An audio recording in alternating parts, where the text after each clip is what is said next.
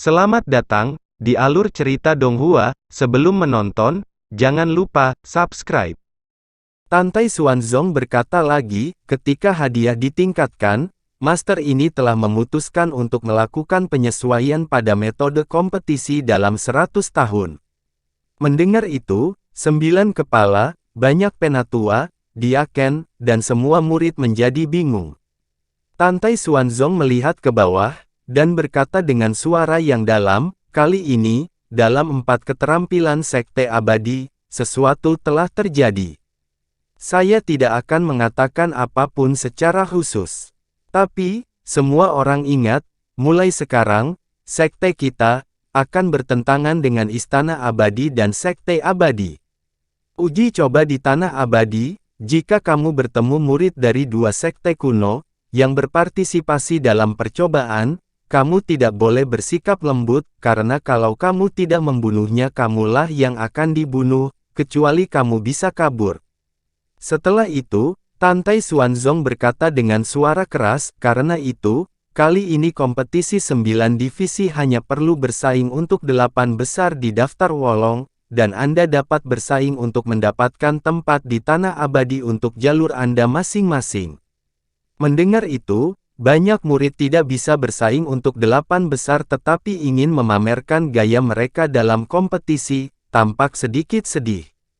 Pada saat ini, kata-kata Tantai Xuanzong berikutnya membuat semua orang bersemangat. Master sekte ini tahu apa yang kamu pikirkan, kamu tidak perlu khawatir kehilangan kesempatan untuk tampil, Tantai Xuanzong berkata. Ketika 8 besar peringkat Wolong telah dipilih, dan kuota untuk setiap divisi untuk memasuki Tanah Abadi ditentukan, para murid dari divisi Anda masing-masing akan bersaing untuk mendapatkan kuota untuk memasuki Tanah Abadi. Kecuali 8 besar di peringkat Wolong, setiap orang yang memenangkan uji coba akan diberikan harta kelas menengah berdasarkan atribut jiwa janin Anda. Pedang, pisau, tongkat, dan tongkat semuanya adalah senjata ajaib. Silahkan memilih sendiri. Petik 2. Untuk saat ini, ada banyak kematian dan cedera dalam jumlah yang besar di kompetisi 9 divisi di sekte saya, tetapi Anda juga bisa mendapatkan harta dan senjata ajaib untuk tingkatkan kekuatanmu dan bunuh musuh di Tanah Abadi. Apakah kamu mengerti? Lebih dari 600.000 murid berkata serempak, dengan suara nyaring, hormat, murid mengerti. Semua murid bersemangat tinggi, tidak menyangka bahwa mereka yang berpartisipasi dalam percobaan abadi kali ini akan mendapatkan harta kelas menengah. Tidak diragukan lagi ada godaan yang fatal. Anda harus tahu bahwa dalam kompetisi peringkat Wolong sebelumnya, hanya 100 murid teratas yang memenuhi syarat untuk menerima penghargaan harta karun kelas menengah. Dan biarkan diri Anda memilih harta karun kelas menengah mana yang akan digunakan, hadiah semacam ini adalah pertama kalinya saya mendengarnya. Namun, kata-kata Tantai Xuanzong berikut ini bahkan lebih seru. Tantai Xuanzong tampak serius dan berkata dengan keras, setiap murid yang selamat dari ujian dari tempat abadi akan mendapat hadiah besar. Jika gugur, namanya akan dicatat dalam daftar Wolong dan akan abadi. Semua murid senang setelah mendengar ini. Setelah Tantai Xuanzong menenangkan kerumunan, dia berkata, tantangan peringkat Wolong dimulai sekarang, dan aturannya tetap sama. Masing-masing dari 9 divisi akan memainkan 3 muridnya. Juara, selama mereka berhasil mempertahankan 100 pertandingan, atau jika tidak ada yang berani bertarung, mereka akan resmi menjadi juara. Pedang tidak memiliki mata. Jika utusan terbunuh, masing-masing divisi kemudian dapat mengirim orang ke panggung untuk menjaga cincin, dan ulangi siklus sampai garis yang gagal mempertahankan cincin tidak dijaga dan diambil alih oleh penjaga, menguasai jalur lainnya. Pada akhirnya, akan ada total 27 penantang, dan kami akan mulai bersaing untuk 8 besar di peringkat Wolong. Apakah kamu mendengar dengan jelas? Semua murid berkata serempak, murid telah mendengar dengan jelas. Pertempuran mempertahankan cincin, singkatnya, adalah memberi setiap saluran kualifikasi 3 master cincin. Jika Master Cincin ditempati oleh murid saluran lain, dan kemudian kehilangan cincin Master Cincin, Anda dapat mengirim murid Anda untuk bersaing memperebutkan Master Cincin lagi. 3 tahun telah berlalu sejak pertarungan perempat final terakhir.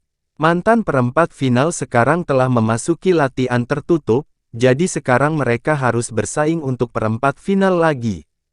Oke, Master ini menantikan penampilanmu.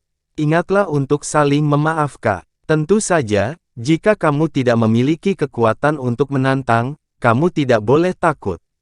Pedang tidak memiliki mata dan berbahaya. Tantai Xuanzong selesai berbicara, melirik 9 kepala pintu dalam di kursinya, dan memerintahkan, silakan dimulai.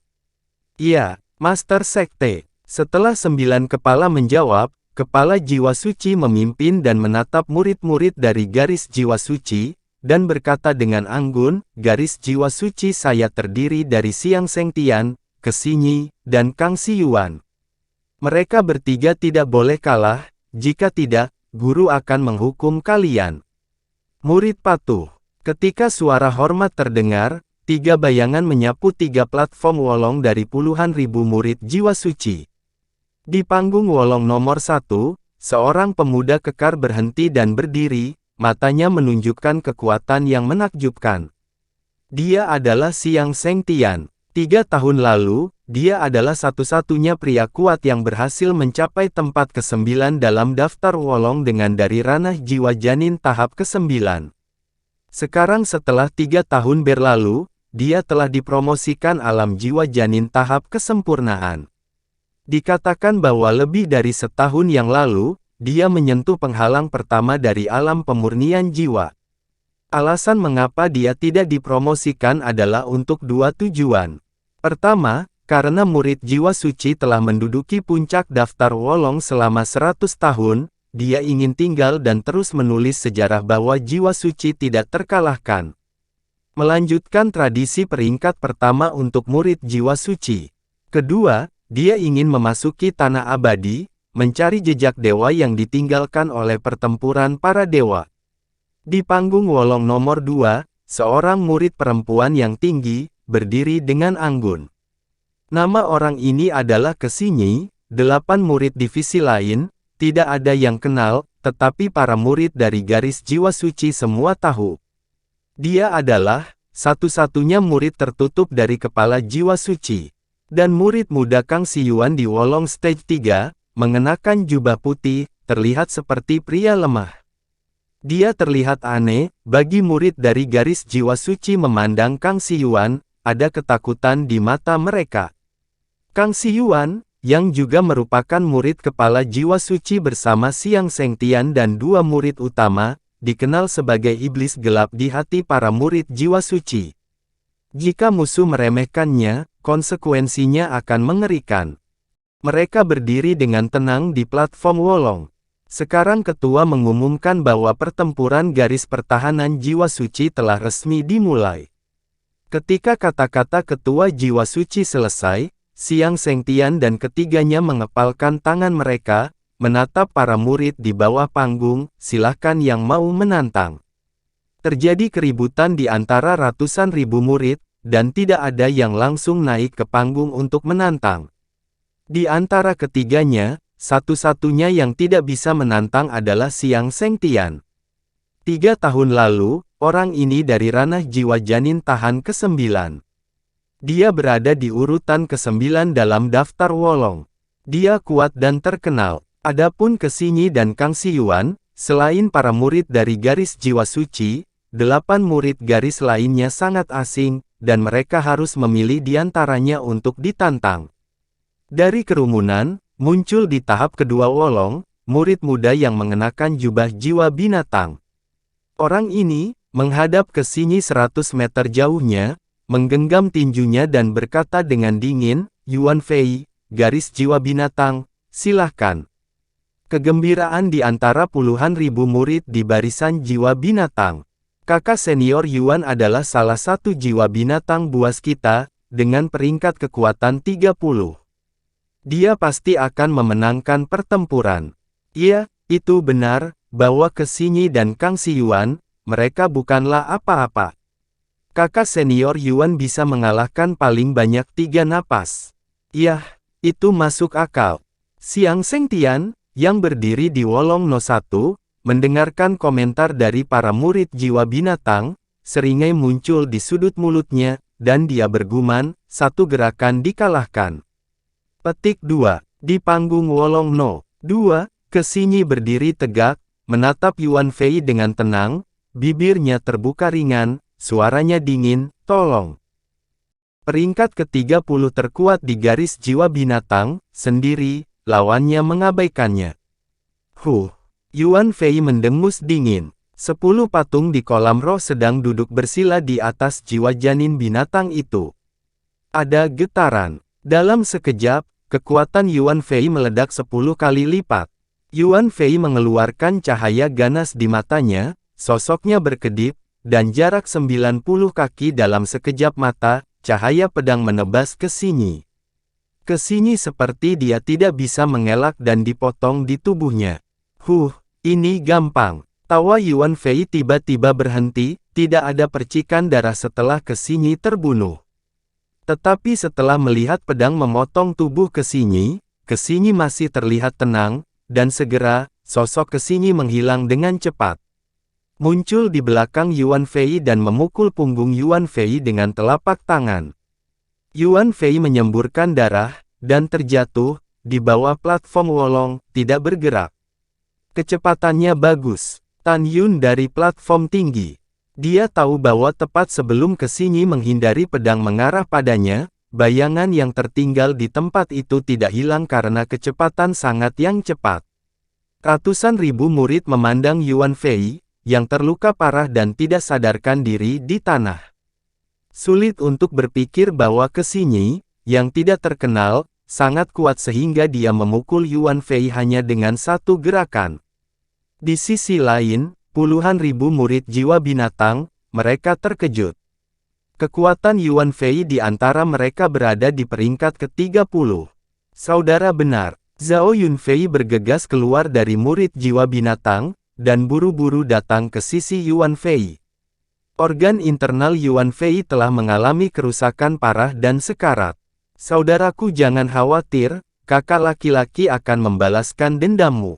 Zhao Yunfei meraung, dan tiba-tiba melompat ke platform Wolong kedua. Ledakan. Sebelum dia bisa melakukannya, kecepatan Kesinyi, lebih cepat dari sebelumnya. Segera, tangan memperbesar dan memukul dadanya dengan keras. Krak, suara retakan tulang terdengar jelas, 3 tulang rusuk Zhao Yunfei patah, dan kepulan darah menyembur ke udara. Dalam debu, setelah jatuh di puncak seperti meteor, dia memuntahkan beberapa suap darah dan terkapar.